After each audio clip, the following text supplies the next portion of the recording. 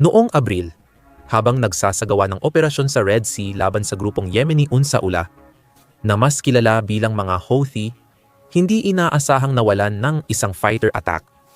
18 Super Hornet na eroplano ang United States. Batay sa ulat, hinihila ng United States ship Harry S. Truman gamit ang tow tractor ang eroplano nang biglang magbago ng direksyon ang barko at mawalan ng kontrol ang tow tractor. Parehong nahulog sa dagat ang tow tractor at fighter attack. 18. Batay sa ulat, ang jet na nagkakahalaga ng $60 milyong ay nahulog dahil sa evasive maneuver para iwasan ang missile o drone attack ng mga Houthi. Ngayon, walang ebidensya na. Kahit na malaki ang pinatibay ng mga Houthi ang kanilang kakayahan laban sa mga barko nitong nakaraang dekada na may tulong mula sa Iran, ay kaya talaga nilang tamaan at magdulot ng malaking pinsala o palubugin pa ang isang napakalakas na barko gaya ng United States aircraft carrier. Sa katunayan, matagumpay na nakaiwas ang Truman sa pag-atake. Kahit na may mabigat na kapalit, parehong pinansyal at sa reputasyon. Pero ang insidente ay nagbukas ng patuloy na tanong na tumutukoy mismo sa pinakapuso ng kapangyarihang militar ng United States. Sa panahon ng drone, hypersonic missiles, at pagmamanman, simbolo ito ng dominasyon ng militar ng United States. At maaring sabihin na, ang pinakamahal nitong kagamitan ay laos na ngayon. Ang mga dambuhalang barkong dating simbolo ng kapangyarihan, mga higanteng lumulutang nakabaong na lang ba ngayon? Mahalagang tanong ito, lalo na't gumagastos ang United States ng $120 bilyon para i-upgrade ang kanilang aircraft carrier fleet. Kaya't alamin natin kung may katotohanan ba ang mga sinasabing ito. Maaaring magulat ka sa sagot. Sa unang tingin, makatarungan lang itanong kung laos na ba ang mga aircraft carrier. Matagal na rin silang ginagamit. Mahigit 1 siglo nang gumagawa ang hukbong dagat ng mga barkong may kakayahang magdala ng eroplano. Ang unang aircraft carrier na talagang ginawa para doon, ang 552 talampakang Hosho, ay ipinakilala noong 1922 nang ito ay nagsilbi sa imperial na hukbong dagat ng Hapon. Ang Hosho ay taglay ang mga klasikong katangian ng aircraft carrier na makikita pa rin ngayon. May nakataas na isla para sa pagdirekta ng operasyon, arresting gear para sumalo ng lumalapag na eroplano, malawak na hangar para imbakan at ayusin ang mga eroplano, at elevator para iakyat ang mga eroplano, at sandata mula hangar papunta sa itaas. Pinakamahalaga, may full-length flight deck ito. Isang patag na ibabaw mula unahan hanggang hulihan ng barko, na nagsisilbi ring runway tulad sa karaniwang paliparan. Pagsapit ng ikalawang digmaang pandaigdig, ang mga aircraft carrier ay ginagamit na rin ng United States at United Kingdom. At naging mahalagang bahagi na ito ng mga operasyon sa digmaan para sa 3 bansa. Sakay ng barko, ang mga biplane fighter, reconnaissance plane, eroplanong nagbabagsak ng torpedo, at ang kilalang Japanese kamikaze dive bombers na ginamit sa Pearl Harbor ay nagbigay daan sa mga Navy na ito na magsagawa ng digmaan malayo sa kanilang mga hangganan sa iba't ibang larangan ng digmaan. Bago dumating ang mga carrier, namayani ang battleship sa karagatan. Ngunit natapos ang panahong iyon nang masira ang malaking fleet ng United States battleship sa Pearl Harbor. Kayang mag-operate ng mga aircraft carrier mula sa daan-daang milya, lampas sa abot ng pinakamalalaking anti-ship na kanyon. Ibig sabihin, mas kayang lumaban ng aircraft carrier sa malayong distansya kaysa battleship, magdala ng mas malakas na firepower ng hindi nalalapit sa kanyon ng kalaban, at umatake ng mas malalayong target sa lupa. Pagsapit ng tanyag na labanan sa Midway noong Hunyo 1942 na, halos mula sa mga aircraft carrier isinagawa. Malinaw na dumating na ang panahon ng flat top.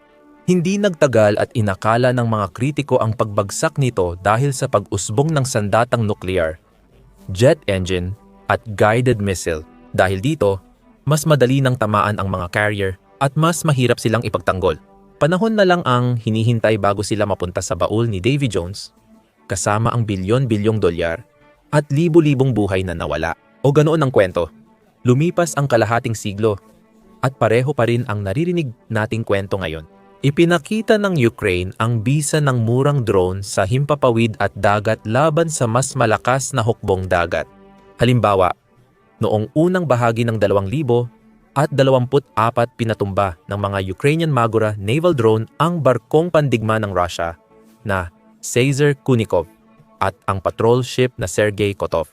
Noong Mayo 2025 iniulat ng Ukraine na winasak nila ang Russian Niva radar system at mga supply depot sa gas platform sa Black Sea gamit ang magkakaugnay na drone attack sa himpapawid at dagat. Dahil sa mga ito at iba pang insidente, napilitan ang dating ipinagmamalaking Black Sea Fleet ng Russia na umurong at tumakas patungo sa mas ligtas na mga tubig, mas malayo pa mula Ukraine, sa baybayin ng Black Sea ng Russia. Siyempre, ang pagtapat ng lumang Russian patrol boat or landing ship sa United States aircraft carrier ay parang quad bike kumpara sa Lamborghini. Makikita natin mamaya na kailangan ng 2 dosenang Magura para makapinsala sa United States aircraft carrier. At libo-libo pa para seryosong makasira. Gayunpaman, ipinapakita ng paggamit ng Ukraine ng sea drones kung paano muling binabago ng makabagong teknolohiya ang uri ng mga banta na kailangang harapin ng mga aircraft carrier. May mas mabagsik pang bagong sandata bukod sa sea drones na pwedeng magdagdag ng banta. Bukod sa strategic nuclear arsenal, may tactical nuclear warhead din umano ang Russia, China at North Korea. Mas maliit ang laki at lakas, pero sapat na para mapilayan o palubugin ang aircraft carrier sa direktang tama sa kritikal na bahagi ng barko. Bukod dito, ang China ay gumagawa ng mga sandatang idinisenyo laban sa United States aircraft carrier. Isa sa mga misil na nakatanggap ng malaking pansin, lalo na mula mismo sa United States Navy, ay ang Chinese Dongfeng 21D anti-ship missile. Ang Dongfeng 21D ay isang medium-range na misil na may tinatayang combat range na higit sa 1,000 at 300 milya at may napakatumpak na inertial guidance system. Ang misil ay 35 talampakan ang haba, 46 na talampakan ang diameter, at 32,000 at 400 libra ang bigat na may payload na 1,300 at 22 libra. Ang road mobile launcher ng misilang may kakayahang nuclear ay nagbibigay dito ng shoot and scoot na kakayahan.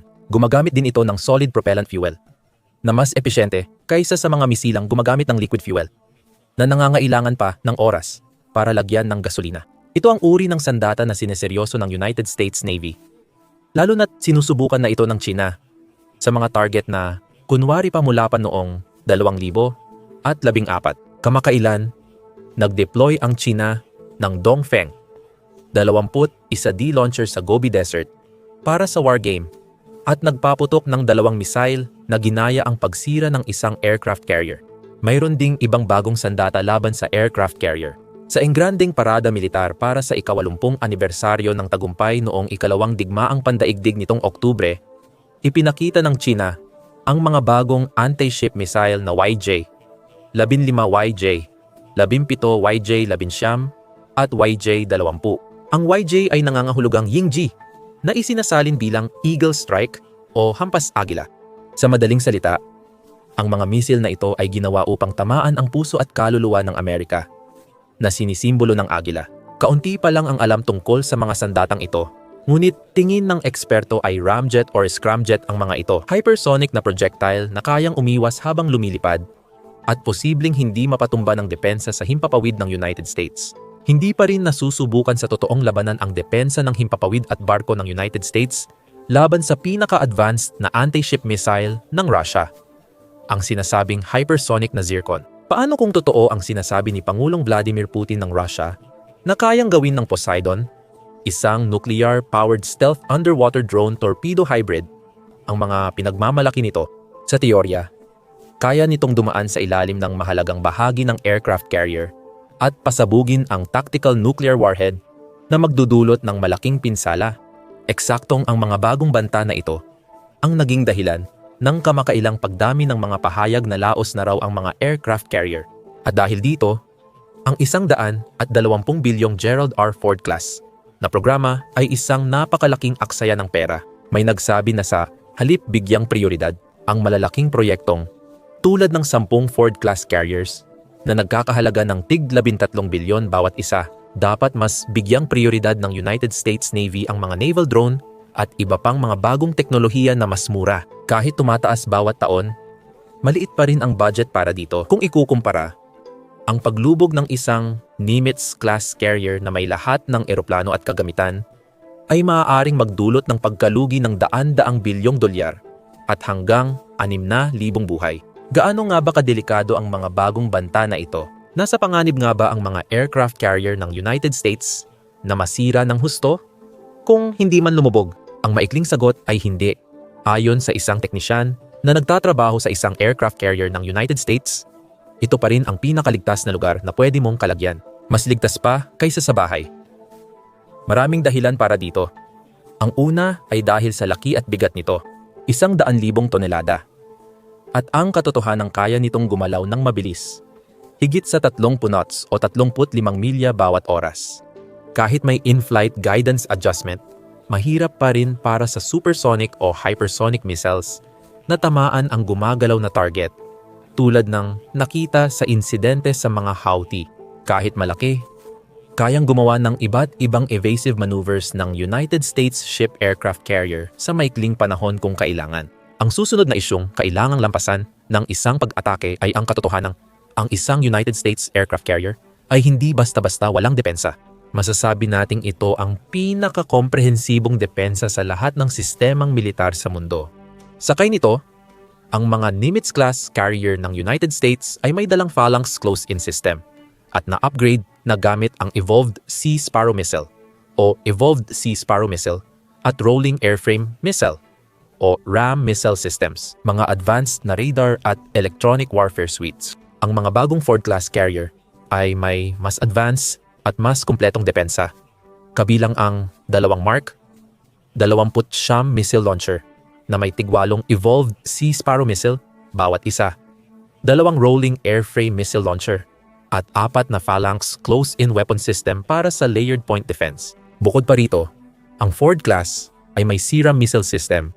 Ang 600 megawatt na kakayahan ng 2 AISA-B reactor ay nagbibigay ng sapat na kuryente para maisama ang mga hinaharap na directed energy weapon tulad ng free electron laser systems. Kayang mag-detect, mag-target, at magpabagsak ng United States carrier ang karamihan sa papalapit na banta. Yan ay kung ang mga paparating na missile ay lumapit ng sapat para kailanganin pang ipagtanggol ng carrier ang sarili.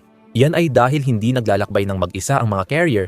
Sila ay bumibiyahe kasama ng carrier strike groups na mas nagpapalakas ng kanilang kakayahan sa pag-atake at depensa ng napakalaki. Lahat ng 11 carrier ng United States ay may strike group na may mahalagang bahagi para sa air, surface, undersea warfare, at lohistika. Ibig sabihin, hindi umaasa ang grupo sa host country o airstrip. Kompleto ito sa kailangan para tuloy-tuloy ang operasyon saan man. Ang sentro ng strike group ay, syempre, ang carrier, kasama ang onboard carrier nito. Air wing o carrier air wing, binubuo ng 65 hanggang 70 sasakyang panghimpapawid tulad ng fighter attack, 18 Hornets F-35C Lightning IIS-E-2D Hawkeyes at multi-mission helicopter. 60 helicopter, nagbibigay ang kombinasyong ito ng kakayahan sa offensive strike, air defense, at reconnaissance para sa iba't ibang operasyon. Karaniwan ding kasama sa grupo ang isang Ticonderoga-class cruiser na may Aegis Combat System na nagbibigay ng long-range air defense, anti-surface warfare, at kakayahan sa Tomahawk missile strike. Karaniwang sinasamahan ang cruiser ng destroyer squadron na may 2-3 Ali Burke class guided missile destroyers para sa anti-air, anti-submarine, anti-surface warfare, at Tomahawk missile strike capability. Kung sakaling may nag-iisip na baka mas magtagumpay sila sa ilalim ng dagat laban sa mabagsik na grupong ito, karaniwan din itong may kasamang 1 o 2 nuclear-powered attack submarines. Ginagamit ang mga ito para sa anti-submarine warfare, pangangalap ng impormasyon, at mga misyon ng long-range strike na nagbibigay ng lihim at lalim sa depensa ng grupo. Sa huli, magkakaroon ang grupo ng maraming support ships, kabilang ang hindi bababa sa isang pinagsamang ammunition oiler at supply ship, fast combat support ship, auxiliary oiler replenishment, tulad ng supply class na barko. Nagbibigay ang mga barkong ito ng mahalagang lohistika gaya ng gasolina, bala, at supply para mapanatili ang operasyon sa dagat. Pinamumunuan ng isang rear admiral sa ibabang bahagi ng carrier ang buong grupo. Pinagsama ang utos at kontrol para sa magkakaugnay na operasyon sa lahat ng plataporma. Kaya, bago makalapit ang isang paparating na misil o torpedo sa isang United States carrier, kailangan muna nitong malampasan ang lahat ng iyon. Sa dami ng kapangyarihan sa dagat at eroplanong pangdepensa, napakabihirang makalusot ang isang misil. Parang Tristan da Cunha, malaking, mahal, at tuloy-tuloy na pambobomba ang kailangan para maubos ang interceptor missile defenses ng grupo hanggang may makalusot na misil. Kahit ganon pa man, napakabihira pa rin na isang tama lang. O kahit dalawa, kahit pa Dongfeng, 21 o Zircon, ay sapat na para mapilayan ang isang aircraft carrier. Lalo na ang palubugin ito. Noong 2005 ginamit ng militar ng United States ang retiradong United States S. America bilang target practice sa SYNC exercise para subukan ang depensa ng carrier at gabayan ang pagbuo ng susunod na super carrier. Paulit-ulit na binumba at inatake ang barko sa iba't ibang paraan. Ngunit tumagal ito ng 4 na linggo ng matinding pambobomba bago tuluyang lumubog. At kahit noon, sa kabila ng mga larawan na nagpapakita na ang unahan ng carrier ay malalim na nakabaon sa ilalim ng tubig at ang mga alon ay umaabot na sa gitna ng barko, ang natitirang bahagi ng barko ay halos buo pa rin ang itsura. Sa madaling salita, dinisenyo ng United States ang kanilang mga carrier para makayanan ang matinding pinsala at manatiling lumulutang, at nagagawa nila ito ng mahusay. May 4 na elemento sa tibay na ito. Una, ang aircraft carrier ay may matibay na steel plating at ang deck ay gawa rin sa steel sheet. Pangalawa, dahil sa laki, napaka-buoyant ng aircraft carrier kaya halos imposibleng palubugin. Pangatlo, bawat mahalagang sistema gaya ng control sa aircraft carrier ay may backup, kaya hindi agad titigil ang operasyon kahit matamaan. Pang-apat, ang nuclear power plant at sandata na kayang magdulot ng malakas na pagsabog ay nasa loob ng aircraft carrier sa ilalim ng tubig at pinoprotektahan ng matibay na armor. Ang gasolina ng barko ay nakaimbak sa mga bladder o tangke na lumulutang sa tabi, hindi sa loob ng barko. Totoo, kadalasan ay mayroong 2 dosenang bomba at mga eroplano na puno ng gasolina sa deck ng carrier. At kung lahat ng iyon ay sumabog, tiyak na malubhang masisira ang barko. Gayunpaman, may makapangyarihang fire suppression system sa deck ang aircraft carrier laban sa mabilis na pagkalat ng sunog. Ang ibig sabihin nito ay kailangan ng maraming direktang tama ng missile para talagang makapinsala sa isang aircraft carrier. Ayon sa eksperto sa militar ng Russia na si Alexei Lenkov, kaugnay ng Zircon missiles, 10 missile ay hindi kayang palubugin ang isang aircraft carrier. Magkakaroon ng pinsala, malamang ay mahihirapan ito. Pero kaya pa ring makabalik ng mga American aircraft carrier sa kanilang base ng mag-isa. Maaaring mas malakas ang mga missile ng China. Pero kung walang sunod-sunod na tama sa parehong napakahalagang bahagi ng carrier, mahirap gawin ito. Kung gagawa ng evasive maneuver habang inaatake, posibleng hindi malala ang pinsala. Nag-alinlangan si Bulgarian military, isang military analyst, kung kaya ng hindi direktang pagsabog ng nuclear na pabagsakin ang isang carrier. Ang aircraft carrier ay protektado laban sa sandata ng malawakang pagkawasak at hindi nakakapasok ang gamma radiation dahil sa bakal na pader nito. Ang sistema ng pagpigil ng sunog ay huhugasan ang radiation mula sa deck. Ayon sa kanila, ang 300 kiloton na karga na sasabog sa 1 kilometro, 0.6 na milya, ay hindi magdudulot ng seryosong pinsala sa barko. Noong 2023, ayon sa mga eksperto, mas epektibo ang pag-atake sa carrier sa ilalim ng tubig gamit ang torpedo kaysa sa mga misil at drone sa himpapawid. Sabi ni Boyko Nikolov, military analyst ng BulgarianMilitary.com, maganda ang TE, 2 torpedoes, dahil kaya nitong tamaan ang parte ng eroplano sa ilalim ng tubig carrier. Hindi maganda ang mga misil para dito. Gayunpaman, para talagang mabutas ang baluti ng barko, mga 10 o kahit 20 bagong TE, 2 torpedoes ang kakailanganin. Ang totoo, ang Nimitz class na aircraft carrier ay may 6 metro, 176 paa na depensa laban sa torpedo. 3-chamber system ito na pumipigil sa pagsabog. Kaya kailangan mong ulit-ulitin tamaan ang parehong lugar gamit ang torpedo. Malamang hindi iyon posible. Gaya noong late 1900 at 4 na pongs. May mga nagsasabing malapit nang maging laos ang henerasyong iyon ng mga aircraft carrier. Hindi binalewala ng United States ang nakakagambalang pagbabagong teknolohiya ngayon.